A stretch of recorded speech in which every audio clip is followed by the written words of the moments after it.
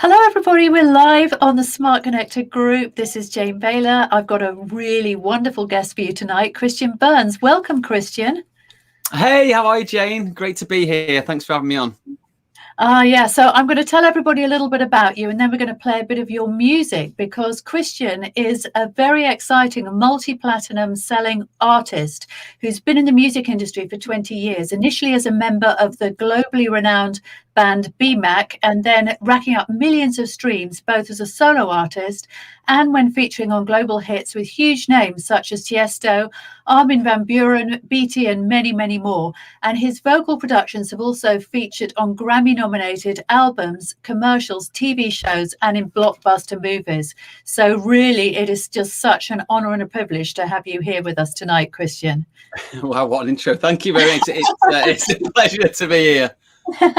Okay, so before we go on to having a chat about the music industry in general, about what's happening to the music business right now and all of those interesting topics, really would just like to play a bit of your music for our viewers or listeners. And this is a track that it's your current single, right?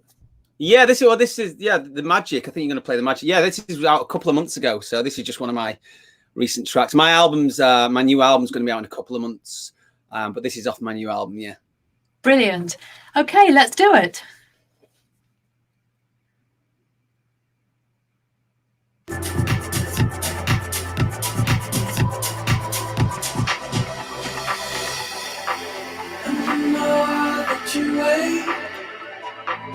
Oh, the less it matters, and the more that you take, oh, the less it matters.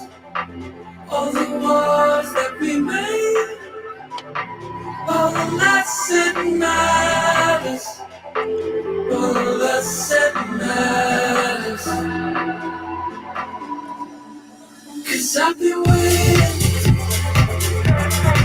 under the flashing lights for you to find me. Don't you wanna take me home? 'Cause you're the reason. Oh, that's so amazing.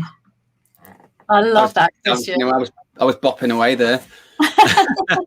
Me too. And you know, it also reminded me of Ibiza, and when we first met we had this conversation about Ibiza, because I love Ibiza. It's one of my favorite places in the world. So when I hear that music and I see the water, I just think about Ibiza.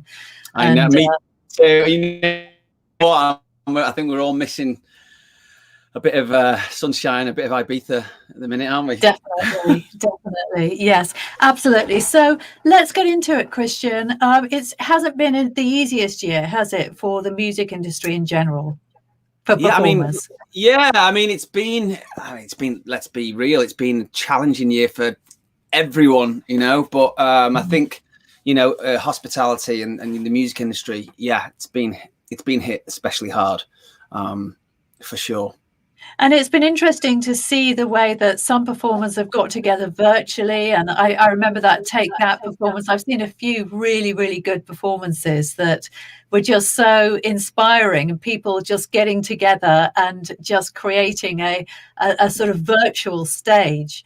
But on the whole, I think everybody's really been missing that live performance and just that special energy that goes with actually being in a live audience and seeing performers live. There's something very magical about that, really, isn't there? Yeah, absolutely, Jane. You know, it's something about being in the room, you know, with moving air coming out, you know, it's the atmosphere, it's everything.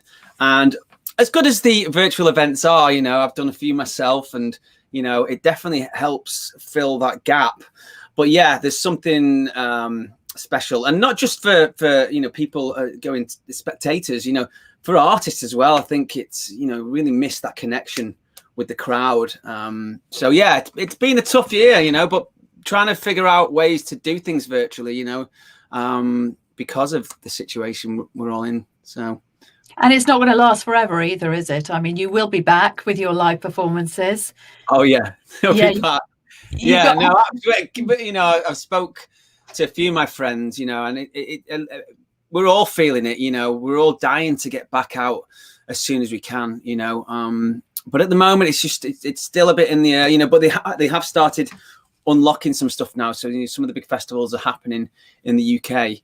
So, fingers crossed that everything goes to plan and we can open up safely and get the show back on the road.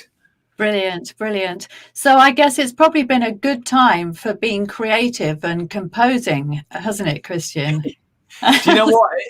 I always joked. I was like, oh, yeah, I'm so busy. I'm traveling here. I just wish I could just pause the world and just get everything done that I need to get done. And that's kind of what happened, really. So be careful what you wish for, folks. Yeah, it's been. You know what? I've actually been really prolific, and I've finished a lot of projects. I've finished my new album, Love Songs from Suburbia, which is finished now, and I'm just working on the artwork and stuff. So I've finished a lot of things. I ticked up a lot of boxes and finished, wrote a lot of new music. So every cloud. Yeah, that's true. That's true, and I think I share that as well. When I think about my life before, I think, well, you know what? I used to go into Mayfair a couple of times a week, and a lot of the time I'd be on the train or the tube, and then I'd just be hanging around and just enjoying the vibe. But I wasn't being particularly productive. When I think about the coffees and things that I had with people, well, I could have just picked up the phone to them. And I think what's happened over the last year is that I've really become aware of how much more productive I've been. So, as you said, every cloud, as long as it doesn't go on for much longer. Yeah, I know. I think we're all had enough of it now, haven't we? So yeah, come on. We definitely have. Yeah. So Christian, the music industry is a very interesting industry, and I think a lot of people that are not in it, it seems like a bit of a closed shop because in a way it's a little bit insular, isn't it? Not everybody can get into it. So I'd be really interested, since this is a podcast for entrepreneurs, just to get into a little bit about the business of music and how things have changed and how artists like you monetize what you do and how that's changed over the years. And it'd just be really interesting just to get a snapshot of all of that from you. Yeah, no, totally, for sure. I mean, we're living in a different music industry than, say, 15 years ago. I've been doing this for over 20 years. I've been, signed to a label and been releasing music as an artist in various forms and bands.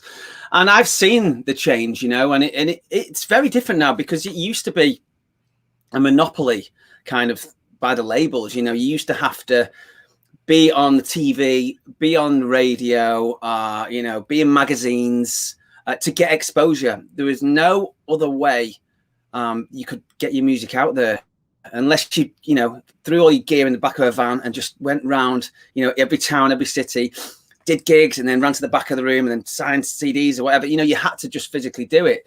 Mm-hmm. So I think with the rise of social media, it's changed everything. There's actually a lot of opportunity now for musicians in the current setup, because before we had no access to fans and stuff like that.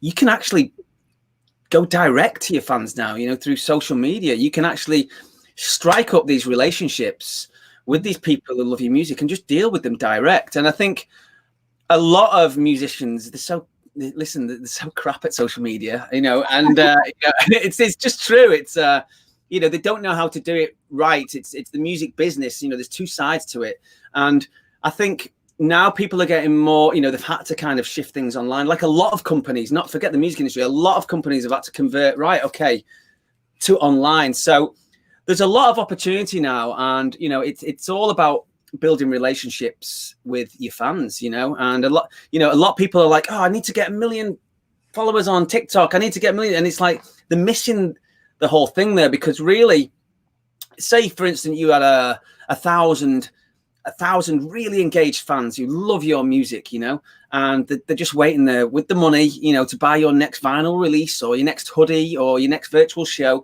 If you get 1,000 people spending $100 a year, £100 a year on your music, your art, your merchandise, there's a pretty good salary for a musician, and I think people sometimes, musicians are too busy looking at the big thing and want to go viral, want to do this, and it's no, just listen, concentrate on those 500 people who are following you. You know, start conversations with them, build relationships. That's what it's all about.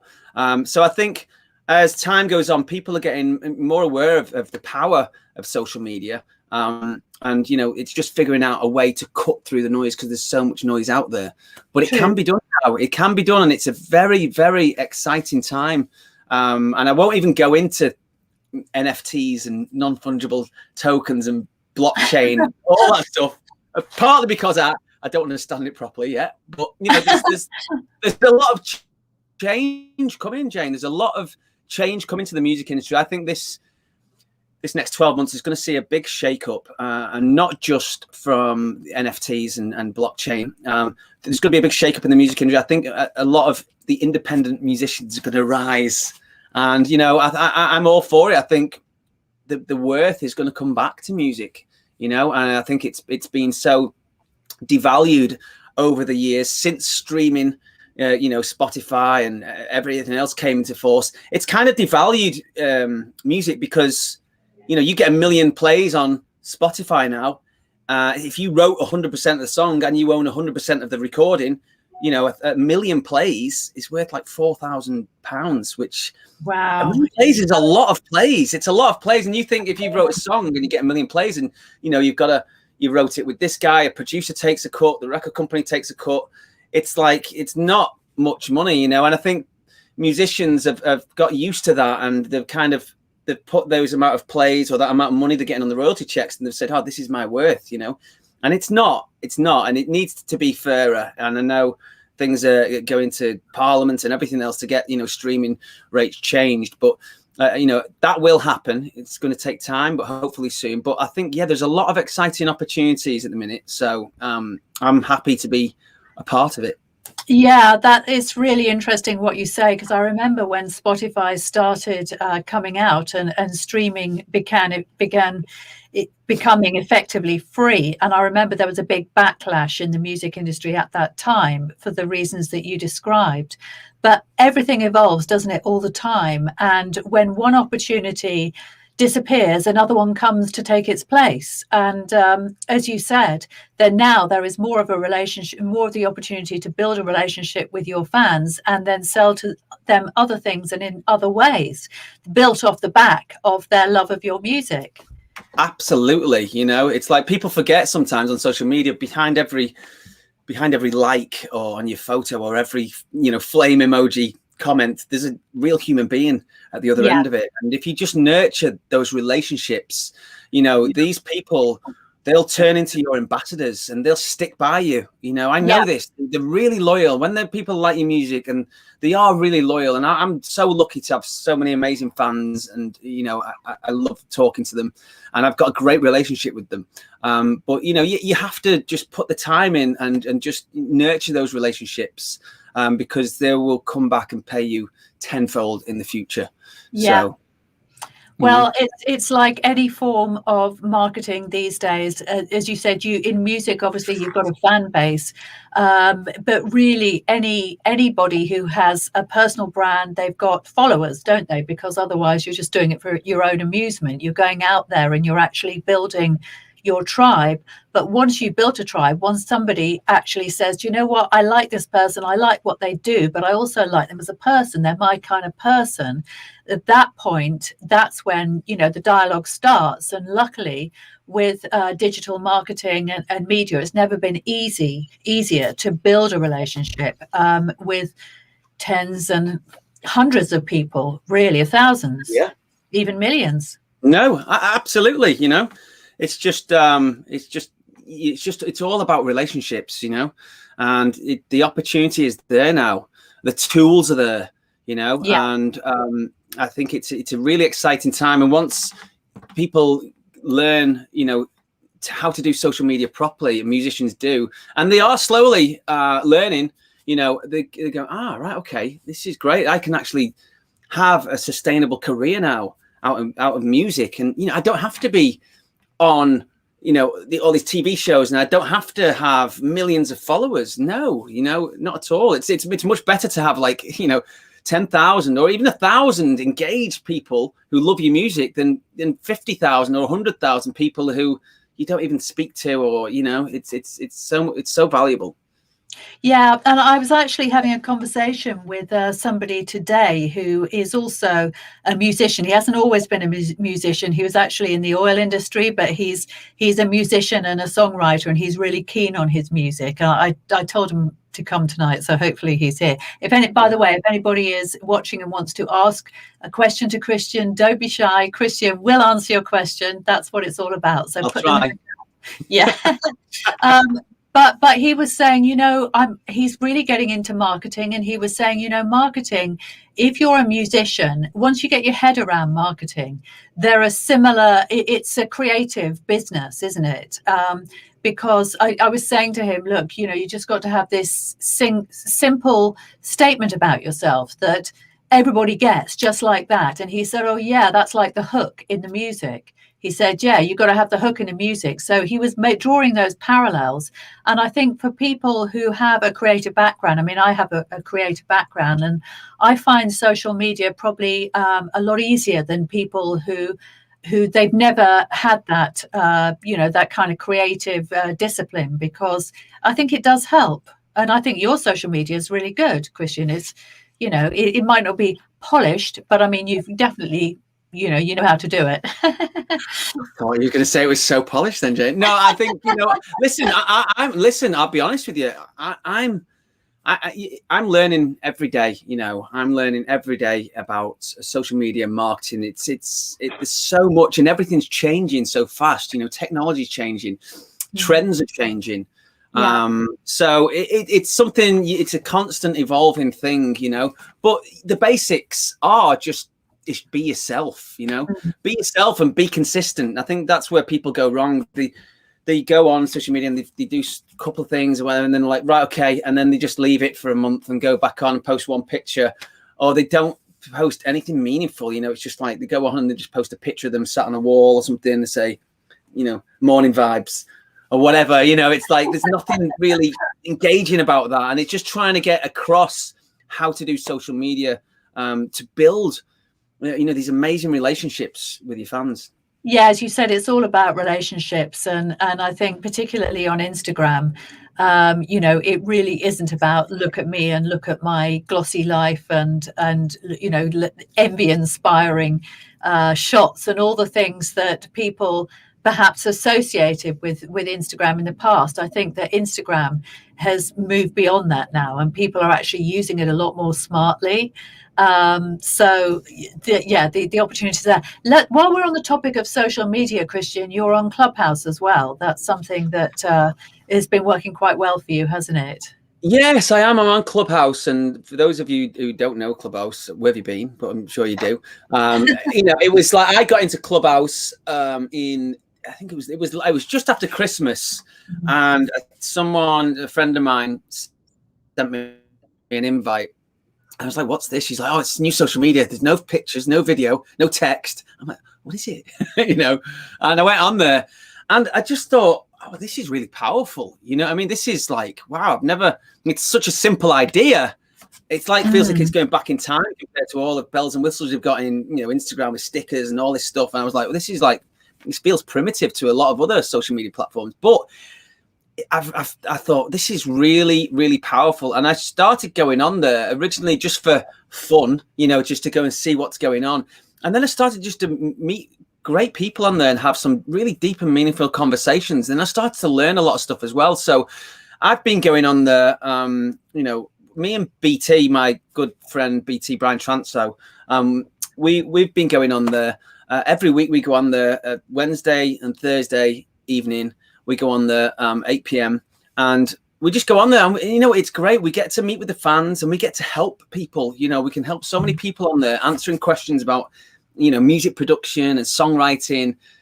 So it's just a great thing. It's a great platform. And it's really exciting to see where it's going to go. You know, I know other like Twitter have got spaces now, haven't they? I think there's, you know, people are getting onto this, the power of the human voice, you know, the Definitely. power of just the human voice. It's a really powerful thing. So yeah, I'm loving Clubhouse.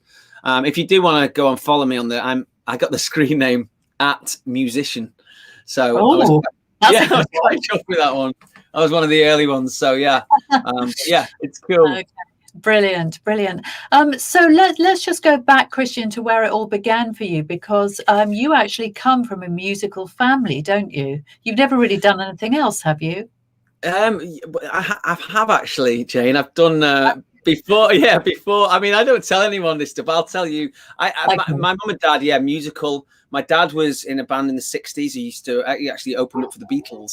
So he was signed to Decca Records.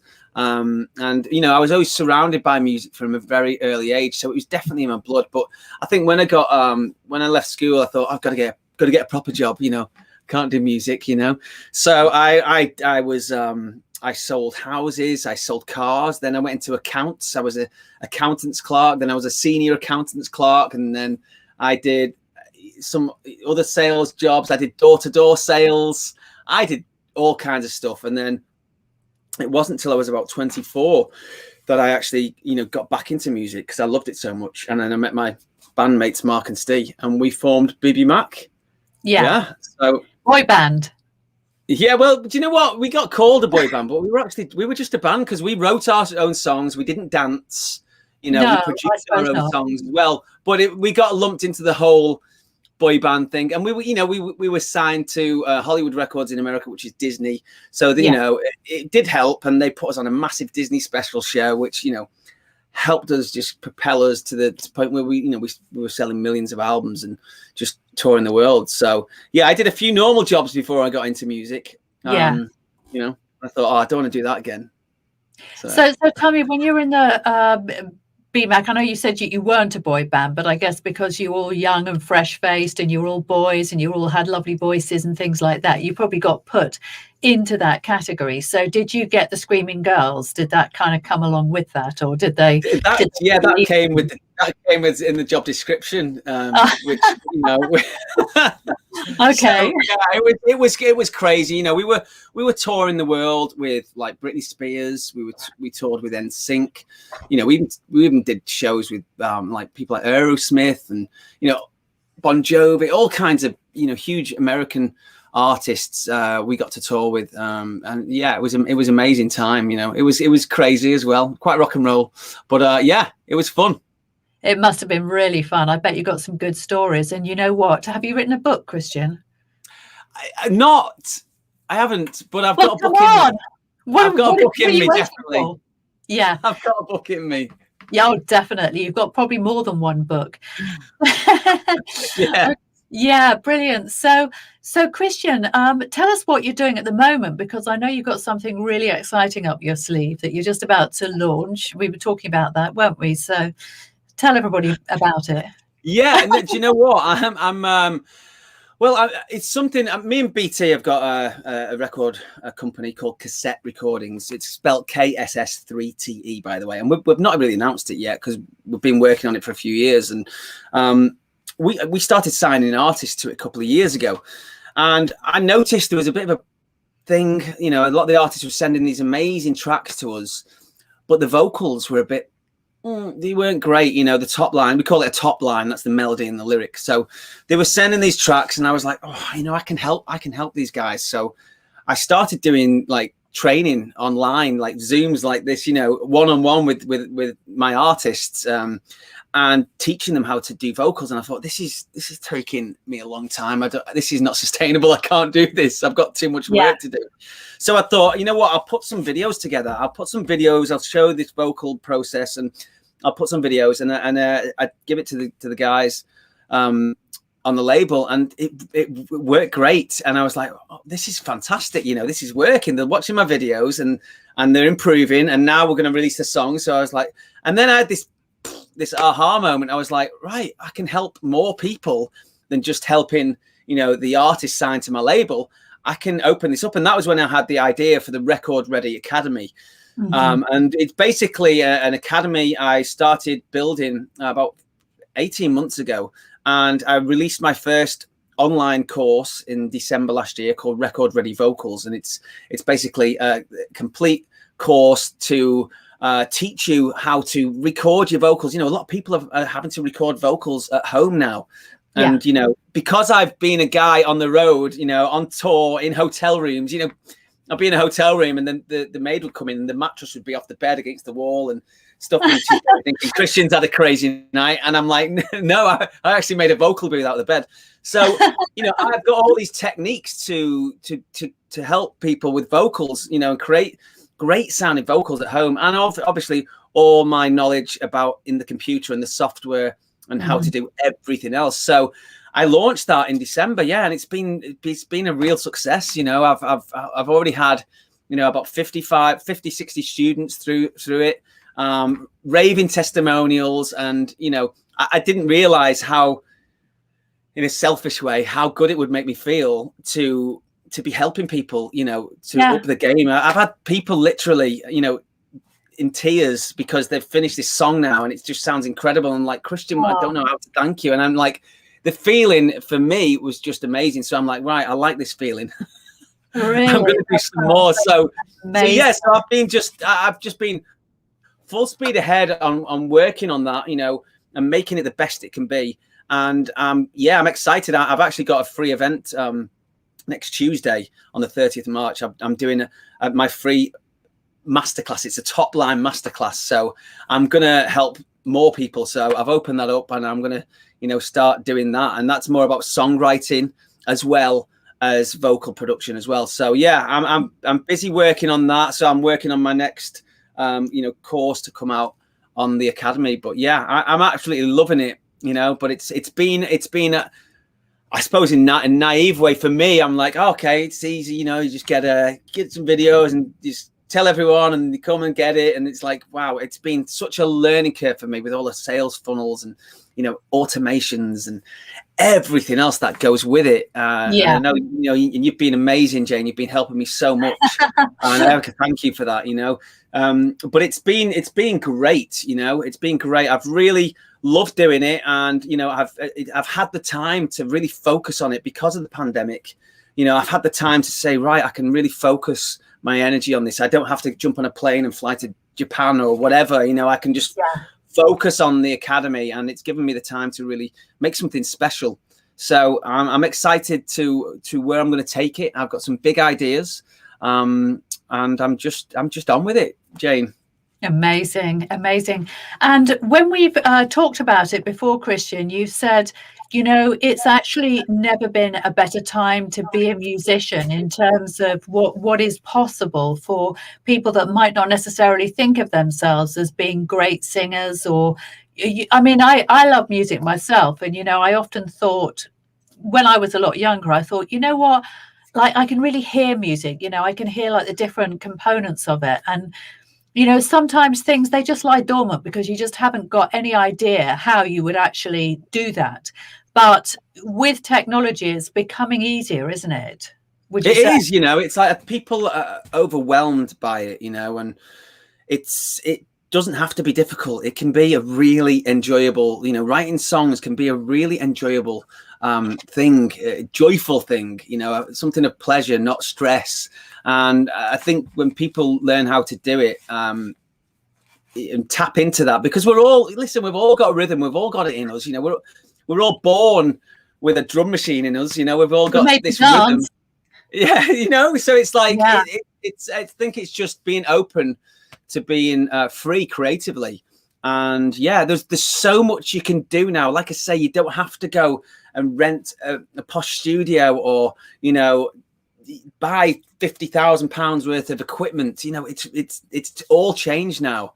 You know, you can empower yourself, and this is one of the reasons why I wanted to put this academy together. It's really about empowering the artist within, you know, and really giving you the skill set to do this yourself. Because I know a lot of musicians, a lot of singers especially, they struggle with the production or everything else, and they have to hire people to come and record the vocals, and then they get the vocals back and they're not tuned correctly because, you know, at the end of the day, who cares about your music more than yourself? You know, no one. Oh, so definitely. Do you know what I mean? So it's about empowering yourself, and all the tools are out there now to do that. So it's exciting, and it's exciting. It feels like my responsibility to make the world a better place, with music. And if I can teach more people to make better music, then I think it's a good thing. Amazing. So we've got a question here from Dan, which says, what's your most popular song? And what would you put the success of that song down to, Christian? So most popular, so most listened to then, I guess. I guess the most popular song was was Back Here, which was, that was #1 in America for 12 weeks on the AC chart. So that was massive. So that was, but that was 2000. Yeah, 2001. And I think, the success behind that was, it was a great song. Listen, it was just a great song. And we worked really hard. We toured the world, and we put the hours in and graft, we did all the radio stations. We did everything. So I think that's the most popular one. I think, for me personally as a solo artist, I think probably In the Dark with Tiesto was one of my biggest ones. And, I love that track. Yeah, thank you, Jane. And I think that was, I think one of the key things running through all my dance stuff is the theme of hope. I write a lot of hopeful songs with hopeful lyric, and I think In the Dark it just really connected with a lot of people. I get so many beautiful messages about that song. I get people tattooing it, on their arm, and I think that's the sign of a good lyric when people tattoo it. I'm like, okay, that was a good lyric. So I'm blessed to have had. It makes me feel so good to have touched people with my music. That's what it's all about. Yeah, it is. So do you write all your own lyrics, or Christian, or do you co-write any songs with you mentioned your partner, or does he do some and you do some, or how do you collaborate? You know what? I'm on my solo stuff. I write everything. I 100% write the chords and the lyric, the melody.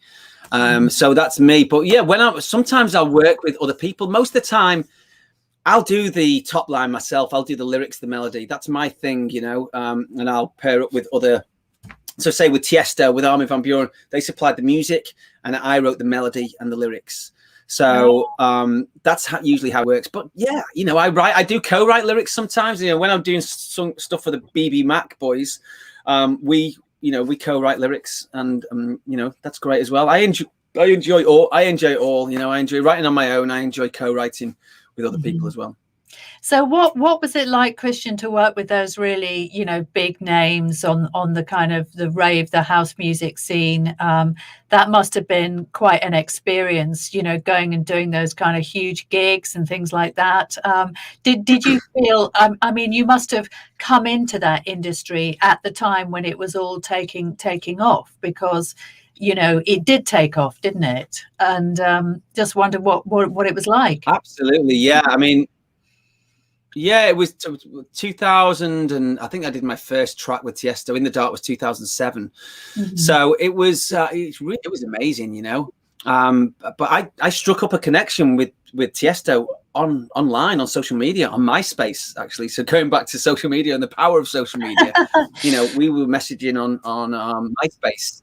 And it was amazing. I've worked with so many of the world's elite electronic artists. People like BT, Armin van Buuren, Tiesto, Paul Oakenfold, Benny Benassi, all these guys, and I've been so lucky to travel the world with them, and play a small part in their musical history as well.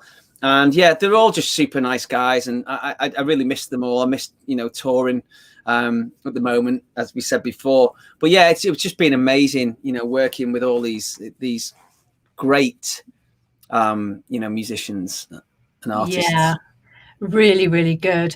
So Christian, let's talk a little bit more about your academy and your course, because when you're putting all these people through it, surely you must think, that person is so talented, and have you ever thought that you'd like to kind of create your own label, or take it a little bit further than just teaching them and then saying goodbye and have a great career? No, absolutely, and that's what I've done. We've got me and BT. I've got our label Cassette Recordings, and we're about to release our first artist music in the next couple of months. So amazing. I'm always looking for other talented vocalists as well, and it's crazy. There is so much untapped talent out there, on social media, and I meet people all the time. Out there, there's a girl called Blonid. She's an Irish girl. She's so talented. You should go and check her out, Blonid. And she's releasing her first single tomorrow. And I bumped into her on social media, actually on Clubhouse. And I'm discovering. I mean, that's one of the reasons I go on Clubhouse, is because I'm always looking for new talents as well, And if I can get somebody and then say, hey, and offer them something and then release them on the label, then great, everyone wins. So I do. I'm always looking for people I can work with and develop, and looking for a certain something spark in someone. Yeah. So do you think, I mean, I haven't been in any of the music rooms on Clubhouse. So do you think that, do you actually play music in there, or do you play sort of extracts of music, or is it just chatting? Because most of the rooms that I go into are just chatting about entrepreneurship or aspects of entrepreneurship or whatever. But can you see it kind of evolving to become almost like a more collaborative music platform in some respects? Because it is an audio platform, isn't it? Yeah, it is, and it's interesting you say that, actually, because I see the future of Clubhouse. I really see a lot of opportunity to grow it, because you could do things, and we're going to start doing it as well. I'm going to start doing some kind of audition things where people, we're already doing it, where people can play the music and you can give feedback. Feedback in any business is so valuable. So it's really helpful for artists to get this feedback. So I think so. And some people are doing some really cool things, like the I forgot his name now, the guy who's the icon of Clubhouse with the cap on, I forgot his name, but he does some acoustic sessions on there on Clubhouse, some lullaby sessions, and that's gone crazy. Wow, I think really? he's it's getting really big. So I think the one problem they've got at the moment is the audio quality. As far as, broadcasting music over Clubhouse, they need to, and I'm sure they will, they need to up the quality game. And once they do that, the kind of the applications for that, it could be massive, you could be doing concerts on there, and the questions and answers, and Q&A sessions with gigs, and, all kinds of stuff. So, it's exciting where it's all going, but I think it'd be interesting to see when they up the audio quality, what that will mean for music on there. Yeah, and what about paid for like sponsor platforms like Patreon and so on, Christian? Have you got involved with anything on that, or do you do it, or would you like to do it, or where do you think that's all going? Because that must be big for musicians. Do you know what? I did look at Patreon, because I looked at Patreon. I think it's great, and I think it's great for musicians to have that kind of way to bring some extra revenue in. And I was actually looking for it. I was going to do originally I thought I can use Patreon to do some tutorials and stuff like that. So I was going to use it. I think it's great, but I don't use Patreon. All my time has been so busy creating content for my social media and running a record company and running an academy. Yes. So I'm kind of, if I've got to do another Patreon with special, special content just for Patreon, I literally don't know how I would fit it all in. I know. I'm not to say it's not great. I think it's great. I know, and the thing is, we've got to say no to some things, don't we? I mean, everything is very tempting, isn't it? But really, when we get results, is when we actually say no to some stuff and we say yes to something, and we kind of go deep on it. So, as you said, you've got a lot on your plate at the moment, and it's very, very exciting. And it's just a question of getting it out there, isn't it, into the hands of the right people. And it doesn't have to be millions of people. It can be 1,000 or 2,000 or whatever, that they're just following you and they love what you do and they'll buy anything that you put out there because they're behind you. And that's really what it's all about, isn't it? Yeah, absolutely. So yeah, I've got a very full plate at the moment, but it's, Yeah. you know what, I'm not moaning. It's great. It's great. You know, I'm really excited about, I'm excited about all the new music I've got to release. I can't wait. I've been dying to share it with everyone. So yeah, it's very exciting times, but busy. I've been a busy boy, Jane, very busy. Yes. Good. So we've got a comment from Raja that says, Connie Copper music biz shifts. Does that mean anything to you? Connie, say that again. Connie Copper. Do you know somebody called Connie Copper? Maybe somebody is giving a shout out for somebody that he particularly likes. So okay, we'll look out for that. Yeah. Okay, thank you, Raja. Brilliant.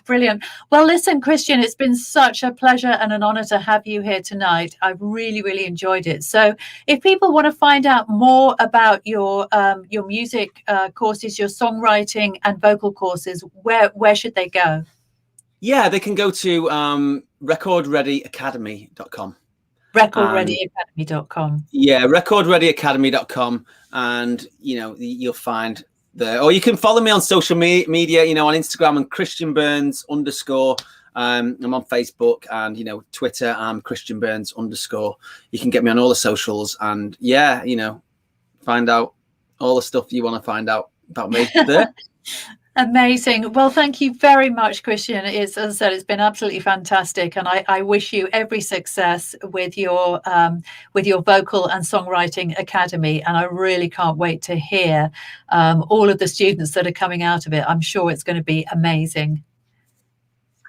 Thank you, Jane, and thank you so much. Thank you so much for having me on.